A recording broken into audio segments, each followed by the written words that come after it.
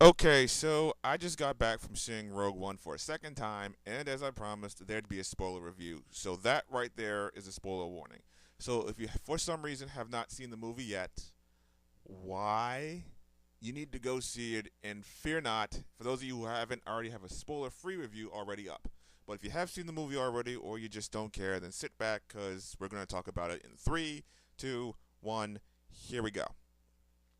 So the movie starts off with no opening crawl, as I stated earlier, and it jumps right to the planet where Mads Mikkelsen's character, Galen Erso, and his family are living happily and peacefully.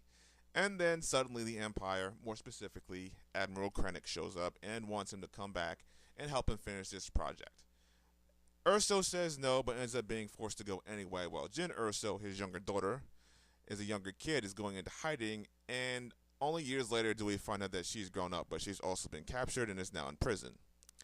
Then we do some planet jumping, and we eventually come to Yavin 4, which is a nice callback to the original movie, and where a lot of Rebel command and operations take place, obviously. It's definitely nice to see the older faces pop up like Mon Mothma, but while Jin is there, you also see Bail Organa come back and just move out of the shadows like he's been there the whole time, this sort of heroic reveal. And me, I had to do a double take in the theater to see if that was really him. And it's good to see that this movie is connecting both the original and prequel trilogies together with this movement. One thing I forgot to mention in my other review was K2SO, and he was easily one of the best characters in the film, and that's because he was, for all intents and purposes, a smartass for most of the time. Basically, he's a C3PO of the film who always has something to say at just the right time, and more often than not, it was actually funny. Speaking of other characters, the rest of the cast does a good job of filling out the role of various rebels and people who want to be part of the alliance. Diego Luna being one of the standout roles. He's one of the captains and partner of K2. His name is Cassian Andor, and the first time you see him in the film, he's on some mission trying to get info from a spy, and this spy is crying about how his arm hurts and he can't move that fast, and he agrees, so he shoots him dead. Now that right there, that's actually a pretty crummy thing to do, but it was kind of for a good reason. I mean, if he was slowing down Cassian, then yeah, he had to go, and he couldn't risk keeping him around or alive, or they'd get caught and they'd be captured. And that ties into what I said earlier about the rebellion not being goody goody. Make no mistake, they're still the good guys in this film, but that right there is an example of how sometimes they're not always nice and kind about it. Sometimes they have to do things that are sketchy, but they need to happen regardless. There's even a talk about this later in the film because then Diego Luna's character is ordered to kill Galen Erso because supposedly he's been collaborating with the Empire to build the Death Star. And since he's nothing more than that to them, they have to get rid of him. But eventually he doesn't do it. The rebels do, however, by launching an aerial strike, and that ends up killing Galen. And then there's this rather touching last conversation between him and Jin. And then when she finds out, she goes up to Cassian and calls him on his bullshit and says, "You're no different than a stormtrooper." But then the fun part comes in when he fires right back and says that he could have shot him at any time, but he didn't. And then he adds that she has no right to talk down to him because he's lost people like everyone else and has been doing things for the rebellion for years, unlike you, who's done absolutely nothing, but now wants to say something. Not any other time, now. Me personally, I definitely like this back and forth between them because to me, it's an example of how the rebels weren't always 100% tightly knit and like perfect and flawed. There's just this group that's still loosely connected, but still trying to work for the greater good. Although I was a little bit upset that we didn't get to see more of Mads Mikkelsen in this movie. This also goes for Saul Guerrero, played by Forrest Whitaker, who's also in the movie, and if you've watched the Clone Wars cartoon, you know who he is. I imagined he'd have a bigger role in this film, but he had maybe at most 10 minutes of total screen time, and a couple of scenes from the film were actually not the ones in the trailer. In fact, there's a lot of scenes from the first trailer that didn't make it into the film, though I think that may be due to the studio having to do reshoots of the scenes, and some things might not have meshed too well with others. Putting that aside for a moment, I'm shifting gears and going to talk to the Empire for a minute.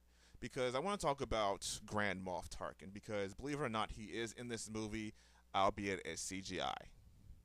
When he turned to face the camera the first time, I kind of cringed a bit because I thought it'd be an actor that looked close enough to him.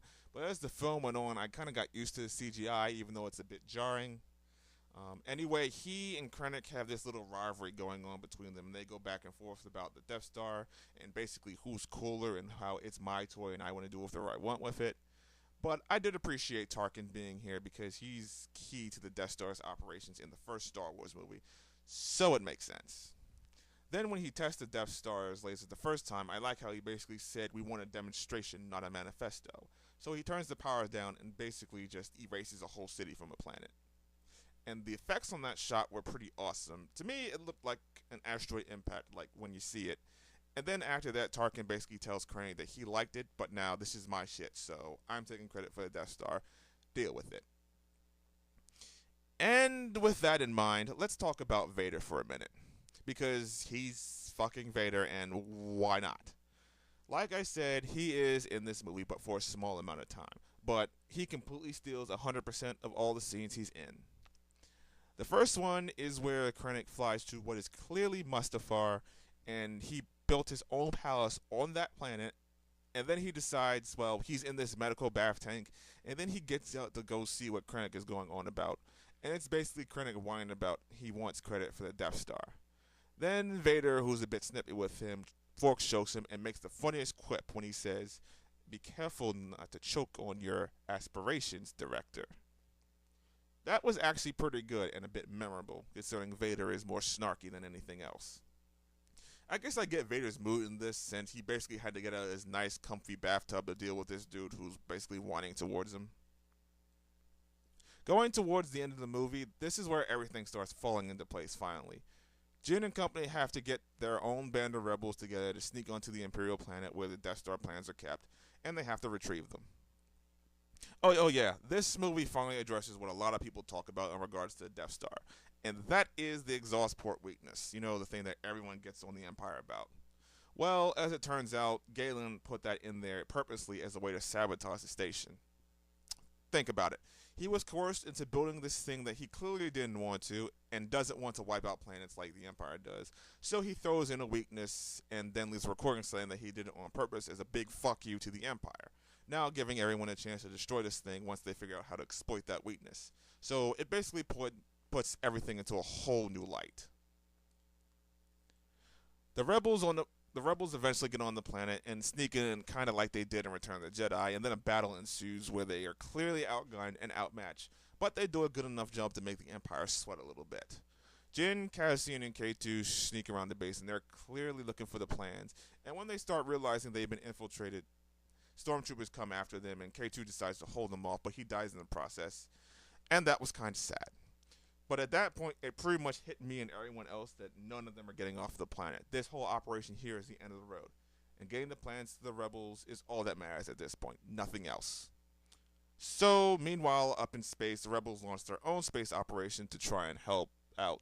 Throughout the space fight, you see the pilots who are in the first Death Star attack from Episode 4 involved. But it's done through archive footage. And that there was an amazing continuity thing that they stuck in there because it shows that, hey, these pilots, they were there. They know something about fighting the Empire. And I actually was impressed with that because I wasn't expecting to see it. So it was a very nice touch.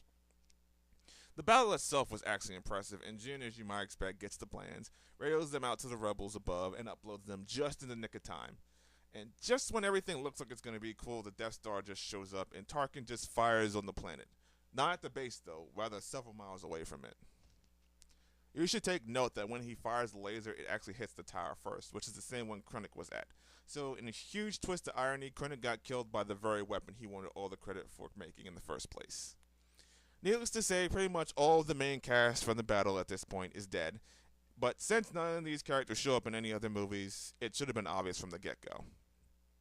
Now, let's talk about the last 3 minutes of the film, because they're some of the best I've seen in a while.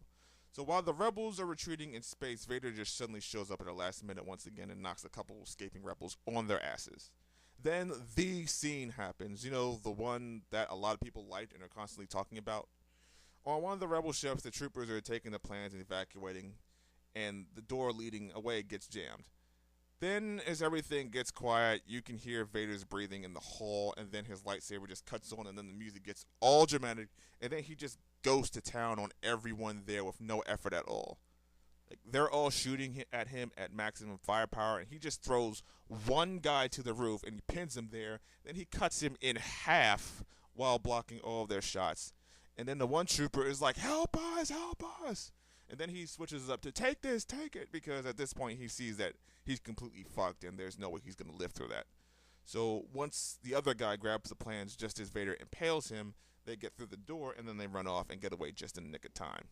And they eventually take off in what is clearly the blockade runner from the opening shot of Episode 4, and it's gone just as soon as Vader gets there. It's really funny how Vader was only a few steps away from making the entire battle be in vain for the rebels. Just, he was a little faster, than everything would have been pointless. But that whole scene with him slaughtering the rebels was straight up Vader, the one that everyone's scared of, the reason that he's so incredibly feared. That is exactly why Darth Vader is one of the most well-known villains of all time in movies. The last scene is one guy going to the bridge, and then he talks to who else but Princess Leia, who turns around and says, "This is Hope." Though this is a Carrie Fisher that is CGI. A lot of this is really harsh in hindsight now that Carrie Fisher has sadly passed away, and it's even more sad to think about upon a second viewing. Well, but going back even more in hindsight is the fact that this scene is literally like 5 minutes right before the beginning of Episode 4. So when Leia gets captured and she tells Vader that she doesn't know what he's talking about, it's basically a complete bullshit. He literally just saw her ship leave the battle like 10 minutes ago with the plans, so he knows you're lying, and that shit right there is on the ship. She's basically straight up lying to his face, which is actually pretty ballsy. So those are my spoiler-filled thoughts on the film, and I want to know what you all thought about it. Whatever it is, leave me a comment below and tell me how you feel. Don't forget to follow me on Twitter at AsteroidMike. Don't forget to check out my blog. Don't forget to like this video if you did like it. Share it if you want to see more. And don't forget to subscribe to my channel if you want to see more. Click on the link below or wait to the next slide. And as always, I'll see you around. So until then, peace out.